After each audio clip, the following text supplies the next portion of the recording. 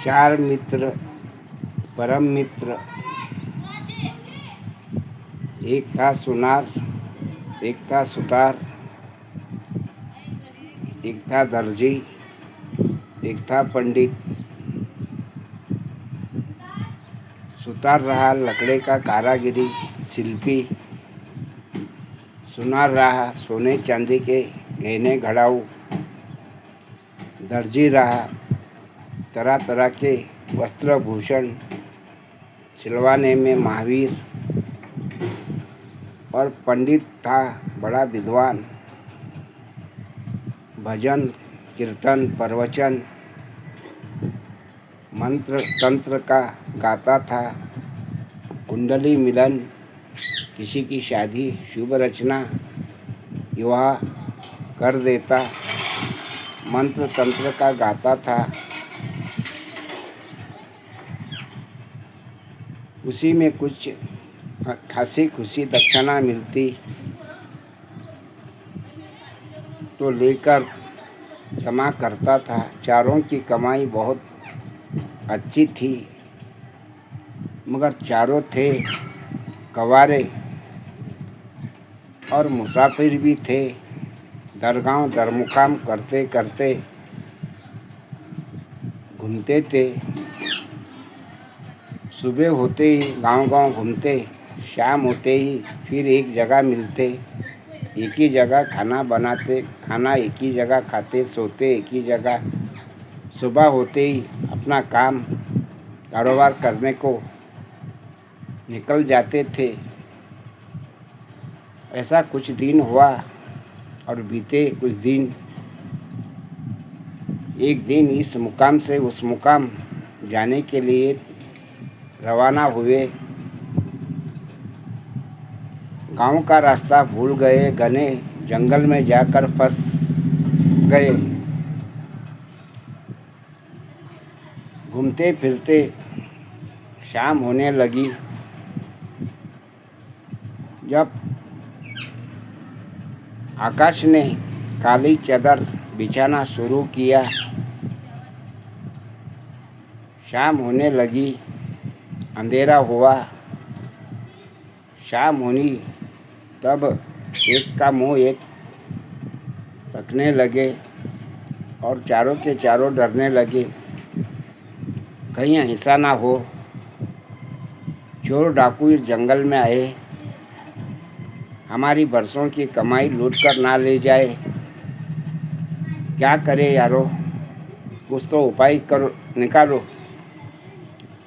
एक ने कहा, इस पेड़ के नीचे आज मुक्काम करेंगे। दूसरे ने कहा, पेड़ के नीचे मुक्काम तो करेंगे अवश्य, लेकिन 3 सोएंगे, एक जागेगा, यानी एक पहरा देगा। 3-3 घंटा एक एक आदमी पहरा देने पर यूं ही शाम निकल जाएगी, सुबह होएगा।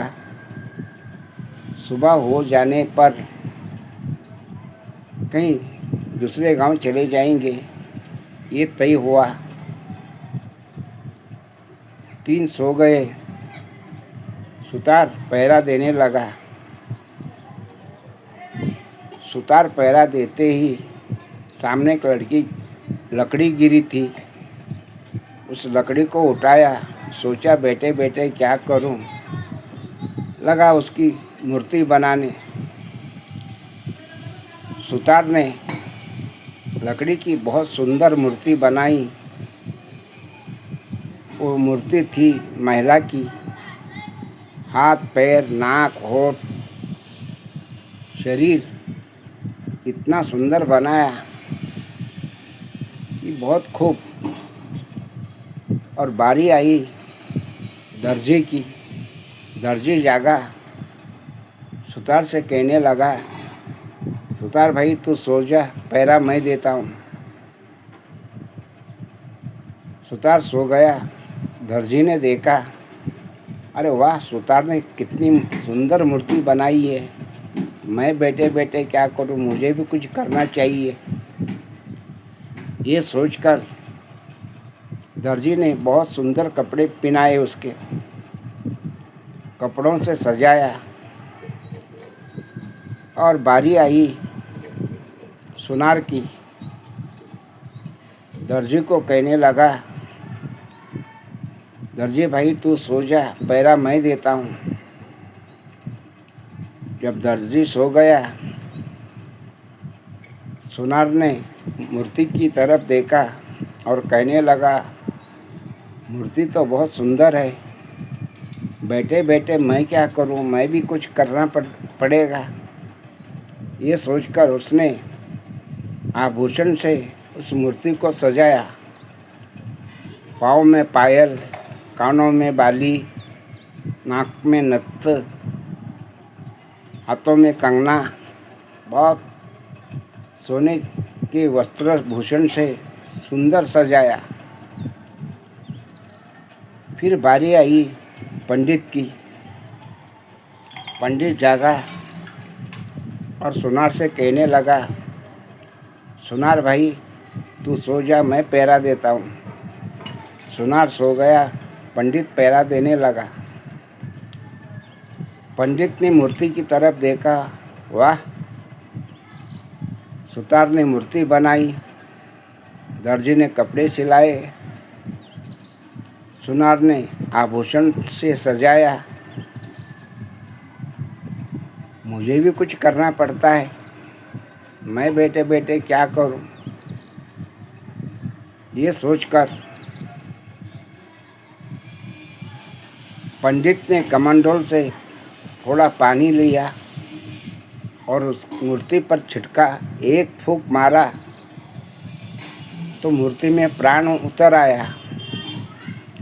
16-17 साल की कन्या होकर आगे खड़ी हो गई। सुबह हुई। सुबह होने के बाद पंछी चिल्लाने लगे। चारों के चारों जागे और मूर्ति की तरफ देखने लगे तो वहाँ एक सुंदर नारी खड़ी है। तो चारों के मुंह से लार टपकने लगी। ये कहने लगा, इसको मैंने, सुतार कहने लगा, इसको मैंने बनाया, मैं कर लूँगा। दर्जी कहने लगा, मैंने इसको वस्त्र पहनाया है, मैं कर लूँगा। सुनार ने कहा, आभूषण से मैंने इसको सजाया है कि मेरी पत्नी होगी। पंडित कहने लगा, इसको प्राण दिया है मैंने, ये मेरी पत्नी होगी। चारों में मचमची हुई। एक दूसरे पर हाथापाई होने की नौबत आई। उतने में वहाँ से एक बड़ा विद्वान पंडित गुजर रहा था। उस पंडित ने देखा, वो पंडित यानी मामूली पंडित नहीं था, बहुत वैज्ञानिक संत मुनि था। वो नज़दीक आया, कहने लगा, भाई तुम लोग झगड़ क्यों रहे हो? क्या मामला है, क्या माजरा है, मुझे भी ज़रा सुलझाओ। तो उसके सामने सारी बात रख दी। तो उस महामुनि ने कहा, सुतार भाई, जिसने तुमने इसको बनाया तुम इसके पिता हो गए। और दर्जी को कहने लगा, दर्जी भाई तुमने इसको वस्त्र पहनाया है, इसके भाई हो गए, क्योंकि इसकी लज्जा रखी है तूने। और सुनार से कहने लगा, तुमने आभूषणों से इसको सजाया है कि तुम्हारी होगी।